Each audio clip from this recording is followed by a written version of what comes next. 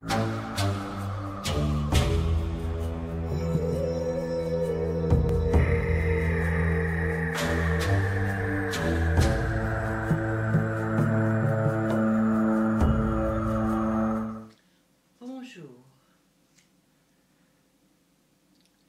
Le soleil et la lune.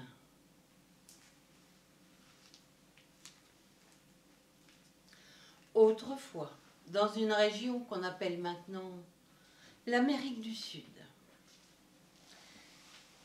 Quand je vous dis autrefois, il y a longtemps, longtemps, longtemps, vos parents, grands-parents, arrière-grands-parents n'étaient pas nés. Autrefois, dans cette région qu'on appelle maintenant l'Amérique du Sud, il n'y avait ni soleil ni lune dans le ciel. Seules les étoiles, grandes et lumineuses, éclairaient en permanence la terre. Les gens vivaient comme des frères et sœurs. Ils s'entraidaient, partageaient tout ce qu'ils possédaient. Heureux et contents, ils vécurent ainsi pendant des milliers et des milliers d'années, en harmonie. Mais un jour, les habitants de cette région de la terre commencèrent à devenir cupides, envieux les uns des autres. Celui qui était riche commença à garder sa richesse pour lui tout seul. Celui qui possédait un jardin l'entoura d'un grand mur tout autour. Et celui qui était propriétaire d'une maison ferma sa porte à clé tous les jours. Les étoiles qui regardaient les hommes vivre en étaient tout attristées. Elles commencèrent à se retirer, à s'éloigner de la terre. Et il faisait de plus en plus noir. La peur envahit petit à petit le cœur des hommes. Les plantes commencèrent à ne plus vouloir pousser. Les animaux apprivoisés cessèrent de se reproduire. Les animaux sauvages se cachèrent de plus en plus loin. De ce fait, les chasseurs ne trouvèrent plus de gibier. La faim et la misère se mirent à régner partout. Les gens demandèrent conseil à une vieille femme, réputée pleine de sagesse. « Que pouvons-nous faire pour qu'il fasse de nouveau clair et que nous ayons de quoi manger ?» Ils étaient en panique. La femme répondit. « Entendez-moi, il vous faut trouver quelqu'un dont le cœur est tellement rempli d'amour qu'il acceptera de donner sa vie, son temps, pour les autres. Lorsque vous aurez trouvé cette personne, envoyez-la chez moi. » Alors la tristesse des gens et leur peur augmentèrent, ils étaient complètement paniqués. Mais de quoi nous parle-t-elle? Les gens se sentaient perdus, affolés, car ils ignoraient ce qu'était l'amour. Peut-être l'avait-il su un jour. Ils l'avaient oublié.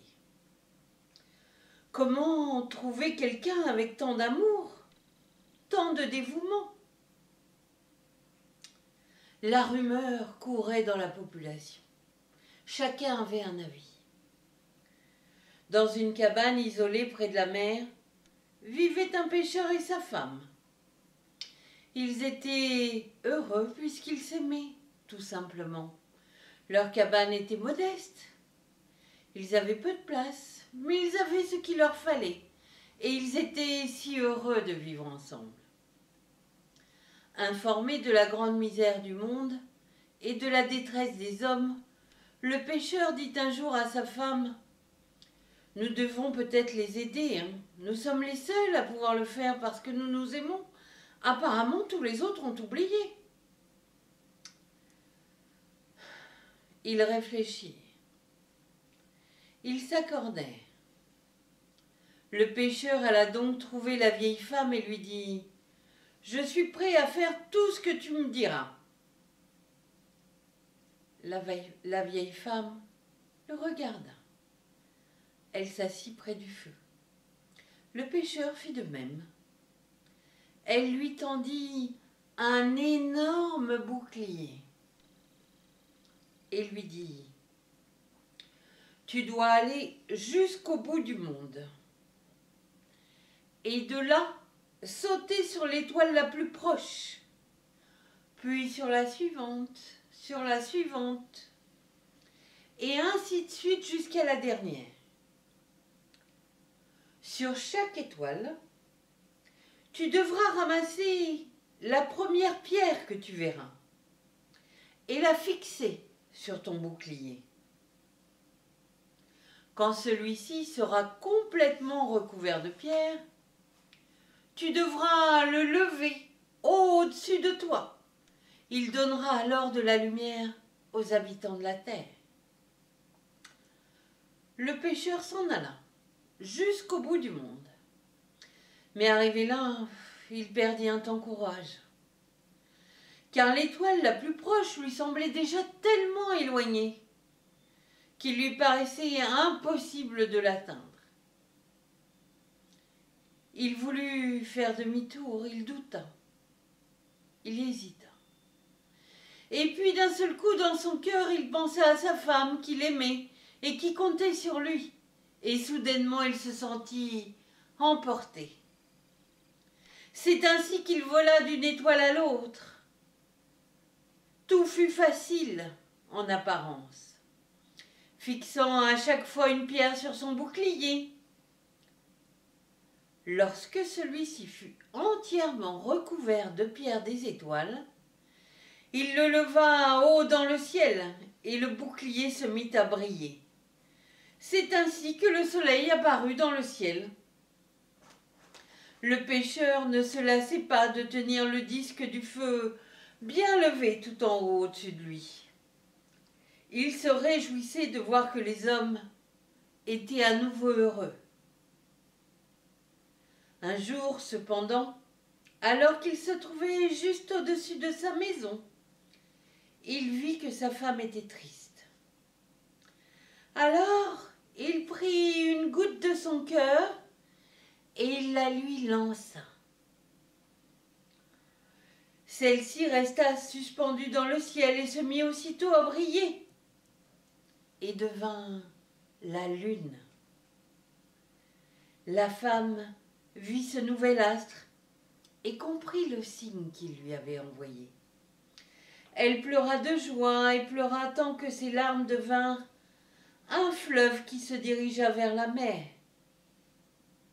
Chaque soir, chaque nuit, excepté quand la lune se reposait, elle alla prendre comme une douche de lune, se nourrir de cette lumière d'amour. Alors le pêcheur baissa son bouclier un instant, afin que la lune reste seule dans le ciel obscur et puisse aussi se refléter dans l'eau, dans les océans, dans les rivières. Là, les deux époux, amoureux, étaient à nouveau réunis. C'est depuis ce temps-là que le jour et la nuit existent.